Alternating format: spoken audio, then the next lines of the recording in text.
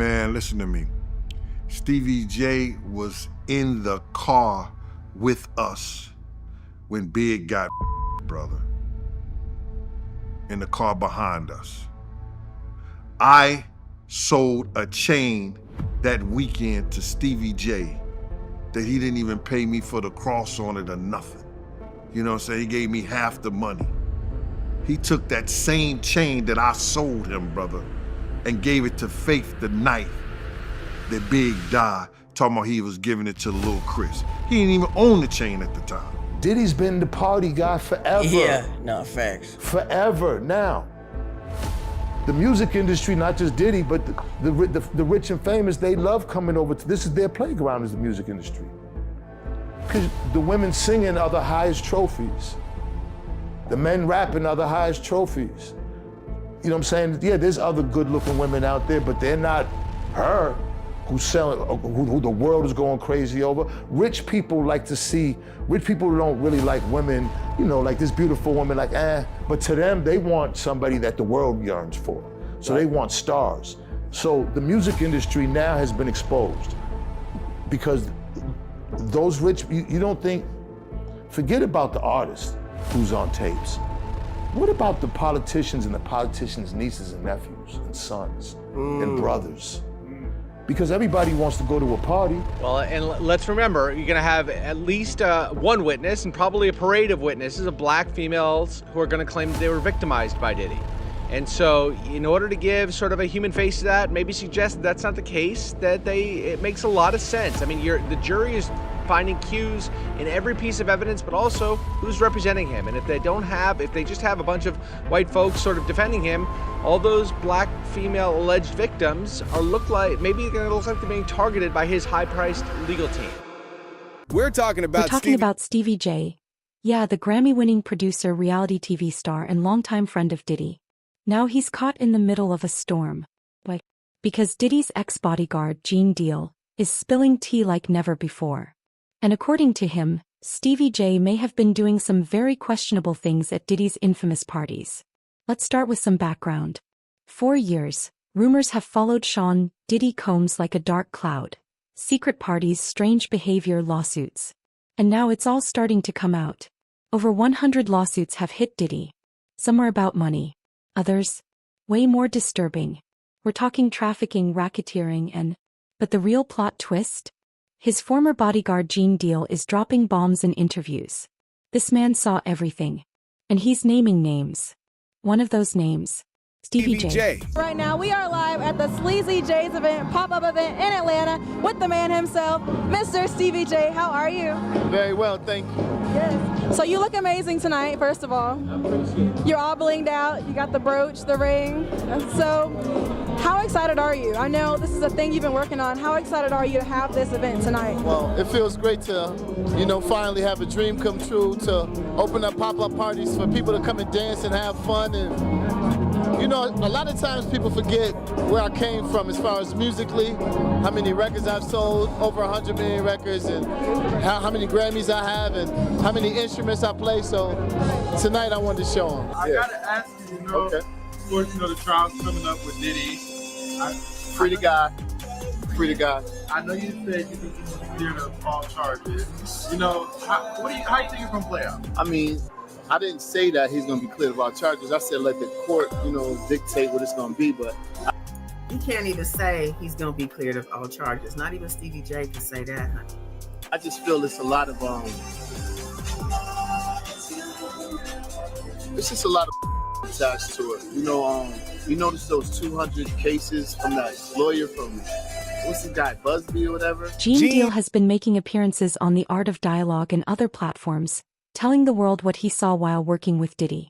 And some of the things he said, man, they're shocking.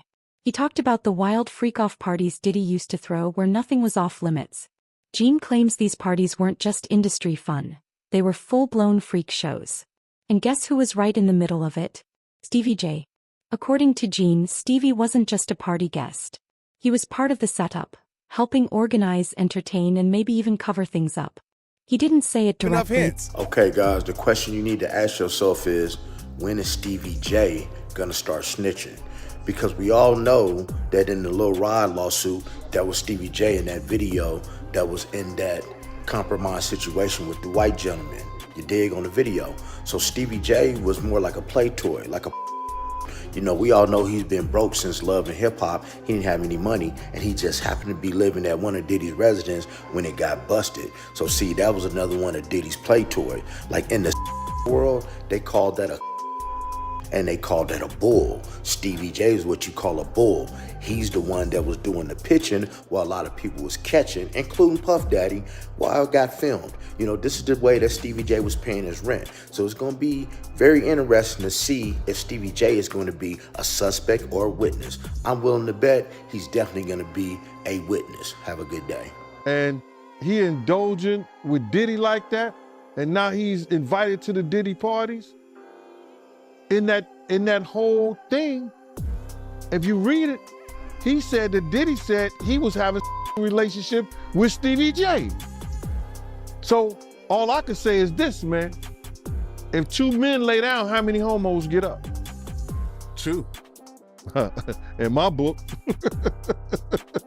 That's all you can say, man. You don't know. You know, unless you catch them in an act like that. You understand what I'm saying? But if he said, Puff said that he laid down with Stevie J and two men lay down, two homos get up. Yeah, I mean, that's a hell of a quote, man. And if I'm not mistaken, Stevie J, he was with you the night Big got killed, right? Yeah, Stevie J was there. Stevie J was there. And as soon as Big died, he was supposed to get on a plane with us, with them, and go to New York. He rushed to Faith Hotel. Rushed just to the hotel. He was wearing my cross and my chain, right? I said, Stevie, I'm not selling you my cross. My cross got blessed. He said, let me wear it. I said, yo, okay, bro.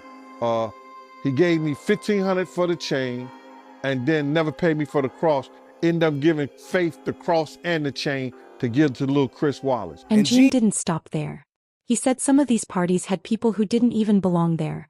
Young folks, executives, celebs, and some regular people too. No phones. No cameras. Just secrets. One thing Gene said that had people shocked.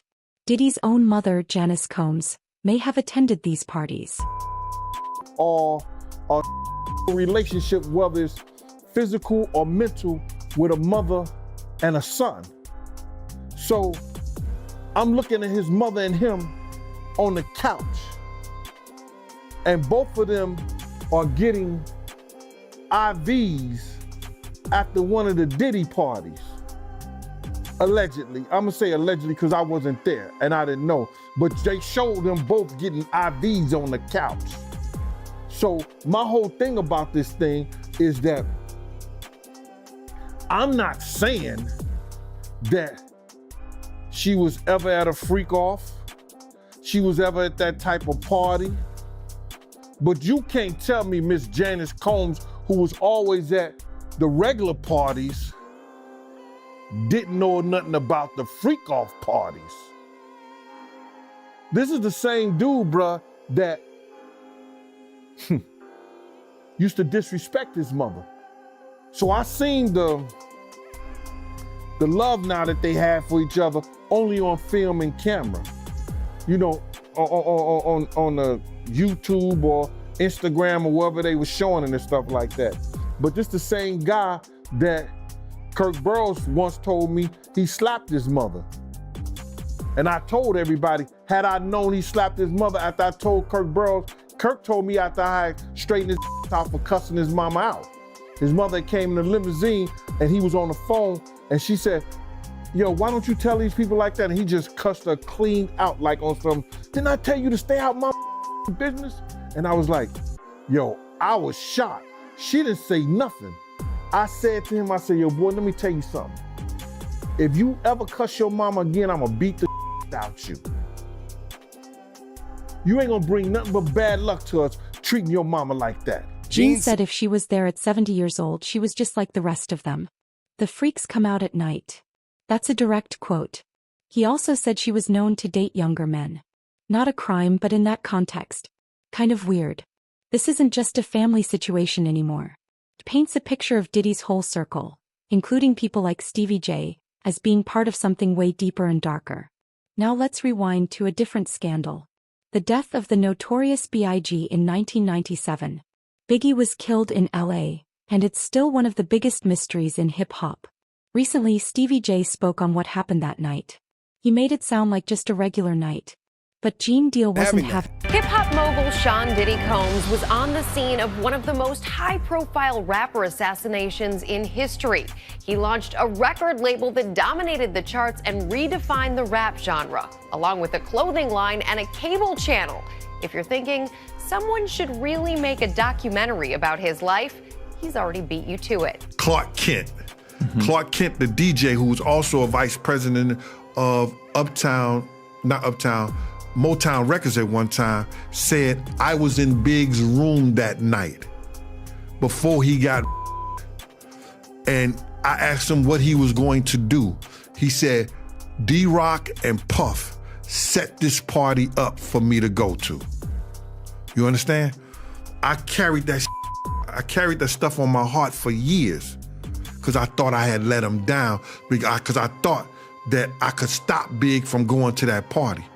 You understand? There's nothing I could do to stop him from going to the party. So now we at the place, I see Chris Lattimore. I say, yo, we got like 23 people with us. I watch all 23 guys go through the door. They stopped right there. They took us up the escalator. They put us into a section in the back to the left where cars was at. You understand? Puff said, bring me all the bottles you got left. So Puff, they brought all the bottles that they had left in the back. Puff took like that, then they just started partying.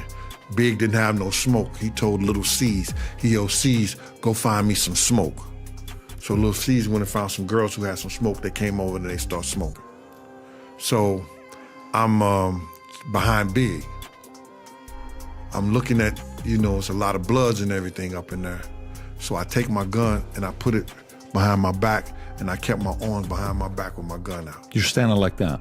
Huh? So I wouldn't know if you're standing like that. Yeah. You're standing like that. Yeah, I'm like that. Yeah, I'm like this with my hands behind my back. You have a suit, you have a jacket, what do you got on? No, I got a Mecca Audio black shirt with the number 4. Okay. So I can tell that you're carrying. If the average guy's gonna know you're carrying. Okay, right. Got it. Right. And you're behind Big at this time. Big. Okay, I'm tracking. Big. They say they're about to close the place. What time is it at this time? Probably about 11:45, close to 12 o'clock, something like that. And they about to close the place. So then I said to one of the dudes, Paul, I said, yo, Paul, you good? He said, yeah, I'm good. I said, here, hold this. And that was a Glock 26. I gave it to him. You understand? Because I had another weapon on. I had my personal weapon. My personal weapon on me, and I had a Glock 26. And I said, yo, hold this. I'll be right back. I went downstairs and got the cars and put them right in front of the door. Big car and our car. You know what I'm saying? So when Big comes out, because it's going to take him a long time to walk out, they will be right there. We didn't have to wait for the cars or anything. So Big comes out, everybody comes out, we walk. It's taking time. I go back upstairs, we walking real slow, because Big could barely walk. They was pushing him around Cali in a wheelchair. You understand? He didn't want that look when he went upstairs, so he came up on a cane. I think he had fractured or broken his fibula bones in his thighs or something like that. So he wait time, he gets in the car and everything like that. So then I'm thinking we ready to go. And we were supposed to be going to Steve Stout's house. Steve Stout was a producer. I don't know, he's some kind of bigwig or manager, producer, something like that. So Steve Stout, we supposed to be going to his house, but then I got a phone call because I had called Chaz. Because Chaz was already there. I didn't know where Chaz was at. Chaz was out there with the Black Hand Mob, with the crew. And I had told Chaz, I said, yo, Chaz, it's looking real shady up in here. So Chaz was coming from Steve Stout's house down to our house. down to the Peterson Museum. So he said, yo, don't go up to y'all don't go to Steve Stouthouse. But what good is to tell Puff? So the 23 people that came in us with us, it was only 12 of us leaving. He slammed Stevie, saying he was lying and trying to act like a gangster, when he wasn't. According to Gene, both Stevie and Misa were warned by Crips about a threat to Biggie and Diddy. But they didn't say anything. If that's true, if Stevie could have warned Biggie but didn't, that's serious. That's not just drama. That's blood on your hands. Then came something even darker. Gene alleged that Diddy ushered a young artist when he was just a child. And not just emotionally but physically, to the point he was hospitalized. If you don't mind me asking, because I know the topic is sensitive, what happened to Usher? I heard about some music executive from the industry back in Harlem. You know, I heard it from some music executives back in Harlem. And I'm not going to speak on their name. They doing programs and everything like that, and they may be doing something, they may speak on it themselves. But I heard it from some music executives. What did you hear? Bro, you know how people be talking, and we was around some people, something like that, and then some people might say, yo, I don't F with that dude. And at the time, I didn't even know who the F Usher was. You know what I'm saying? It was one of those type of situations.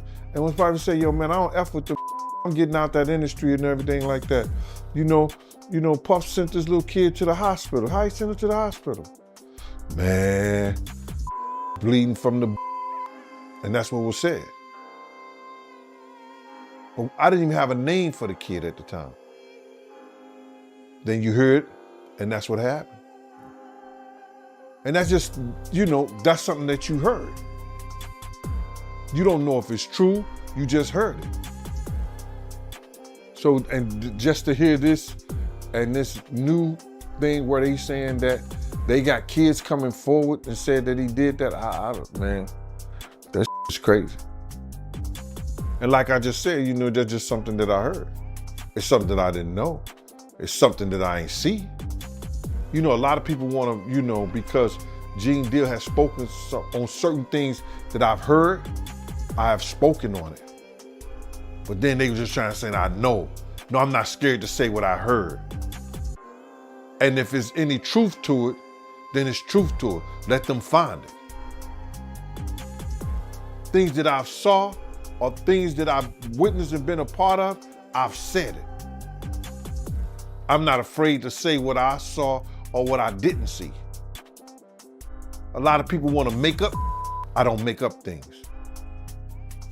When I say Puff go in the room with two girls, you understand, and another guy and a rapper, and then all of a sudden they cousin try to go in the room, I throw them up against the piano, they run out the room grabbing towels and they still had two girls in the room. But people want to make up a lot of and say what they want to say and flip it the way they want to flip it. I tell it like it is. But you got these guys, you got these people out here, man, you know what I'm saying? All is for entertainment, man. Some people want the truth, some people speak the truth. Some people don't even know the truth, it'll smack them dead in the face, bro. But I tell you one thing, it's from my mouth to God's ear. And all these clowns can say whatever they want to say. Like I'm just saying, he lived a rock and roll lifestyle when I was with him, bro. I don't know about his addiction and stuff like that. He was a totally different person, bro. When I try to tell people that, they don't understand that. He was probably doing some of those little snake, doing some things and stuff like that, but the magnitude and what he was doing with the freak off parties and all like that, I didn't experience that with him. That was not my experience with Diddy or Puffy or Puff Daddy. That wasn't my experience with him. And you had no idea who Usher was when you heard about him? I didn't know who Usher was at the time. It's all gonna come out some kind of way, bro. All this is God's, this is something that was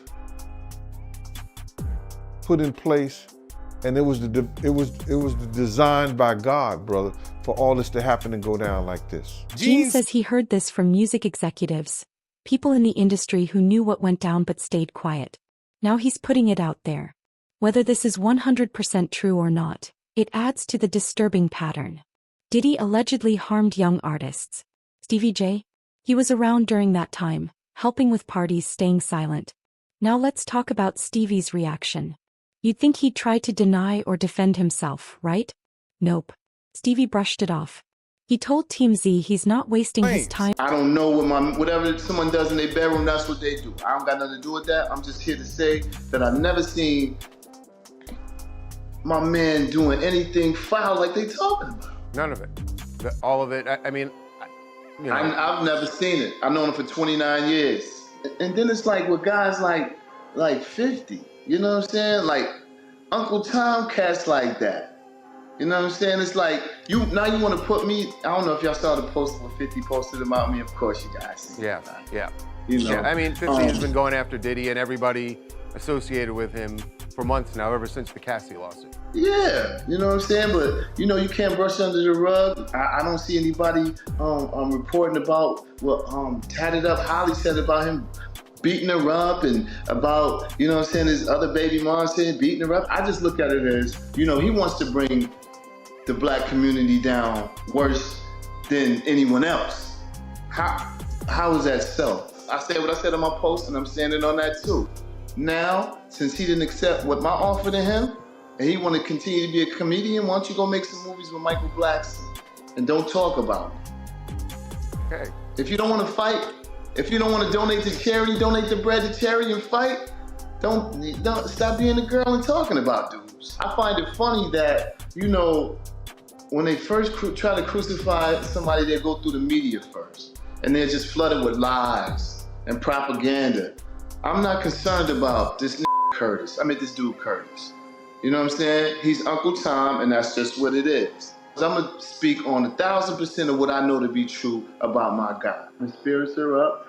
He's spending time with his children and his mother. You know what I'm saying? I'm working out.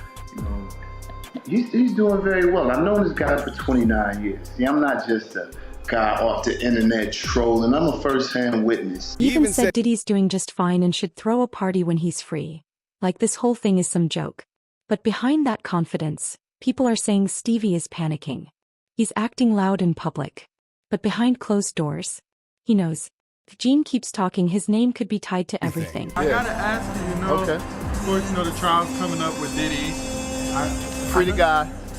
Free the guy. I know you said you think he's gonna be cleared of all charges. You know, how do you think it's gonna play out? I mean, I didn't say that he's gonna be cleared of all charges. I said let the court, you know, dictate what it's gonna be, but I just feel it's a lot of it's just a lot of attached to it. You know, you notice those 200 cases from that lawyer from, what's this guy, Busby or whatever? He can't even practice in New York. You know what I'm saying? And, you know, I noticed that the RICO charges dropped against him from the Little Rod bogus lawsuit. I can't wait for him to have his day in court so he can come out and we can get back to this music, you know? Do you feel like, you know, the noise surrounding the lawsuit being dropped has been as loud as it was when it was first, you know, announced? Absolutely not. But when you're dealing with people on another level, on another playing field, you know, that's against them, then, you know, that's what you will have. But don't count them out, though.